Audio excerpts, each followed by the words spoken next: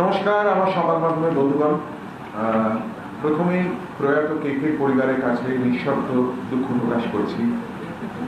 আমার যে ভিডিওটি গত কদিন ধরে সোশ্যাল মিডিয়া ও তার বাইরে এত বিরামহীন উত্তেজনার উপাদান হয়েছে, এইখানে এক্ষুনি পৌঁছবার আগে সেটি আমি ফেসবুক থেকে ডিলিট করলাম। পরলোকগত গায়কের পরিবারের কারোর সঙ্গে আমার পরিচয় নেই, কিন্তু আপনাদের মাধ্যমেই বন্ধুরা, মুম্বাইবাসী তাদের আবার জানাচ্ছি যে আমি আন্তরিকভাবে দুঃখিত। কে আজ যেখানেই থাকুন, ঈশ্বর যেন ওকে শান্তিতে রাখেন। আমার সঙ্গীত জীবনে এইরকম বিভীষিকার মুখোমুখি আমাকে হতে হবে, যেখানে ওড়িশায় বসে করা একটি ভিডিও পোস্ট এমন একটি পরিস্থিতি তৈরি করবে যে আমার গোটা পরিবারকে ফেলে দেবে চরম আতঙ্ক, দুর্ভাবনা ও মানসিক নিপীড়নের মধ্যে, সেটা আমি কল্পনাতেও ভাবি। যেখানে আমার বাড়ির বাইরে নিরাপত্তা রক্ষায় পাহারা দেবে টালা থানার পুলিশ, নিয়ত হুমকি এসেই যাবে আমার স্ত্রীর ফোনে।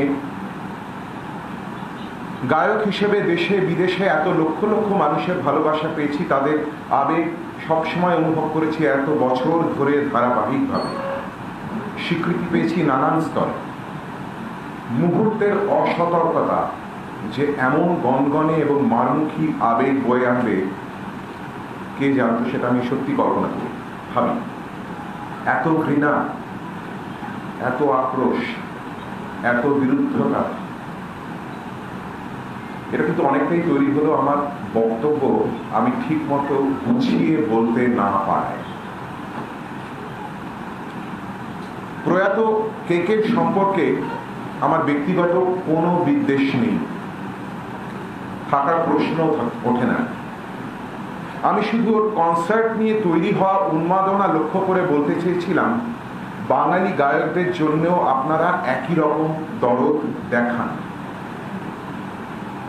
ব্যক্তিগতভাবে ঈশ্বরের আশীর্বাদে এবং আপনাদের শুভেচ্ছায় গায়ক হিসেবে আমার ব্যক্তিগত কোনো হতাশা নেই, কিন্তু বাঙালি গায়ক হিসেবে সমষ্টিগত বিপন্নতা রয়েছে, সত্যিই রয়েছে।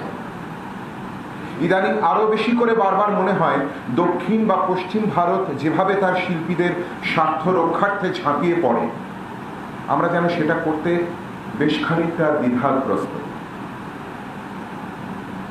শিল্প, সাহিত্য, সঙ্গীত সবেতেই প্রাদেশিক পারফর্মার যেন একটি কঠিন খাদের ধারে এক অস্তিত্বের সংকটে দাঁড়িয়ে।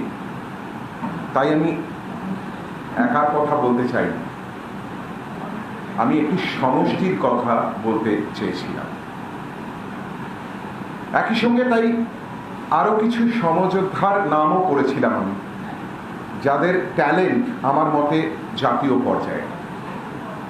পরে মনে হয়েছে নামগুলো বলার আগে জিজ্ঞাসা করে নেওয়া উচিত ছিল, কিন্তু আবার বলি, এককভাবে এই ইস্যুটাকে আমি দেখি। কেকের মতো ভারত বিখ্যাত পারফর্মারের নামটা নিছক প্রতীক ছিল, নিছক উপলক্ষ। লক্ষ্য কখনোই তিনি ছিলেন না, থাকার প্রশ্নও থাকে না। কে জানতো যে চরম দুর্ভাগ্য কেকের জন্য এইভাবে ওত পেতে রয়েছে?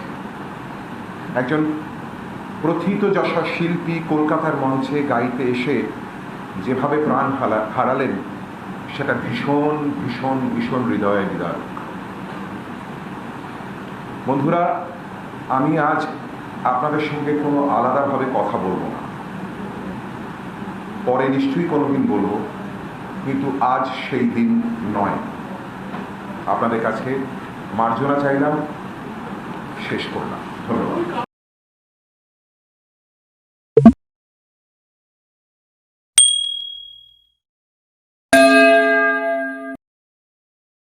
AMP টিভি দেখুন মনের আনন্দে।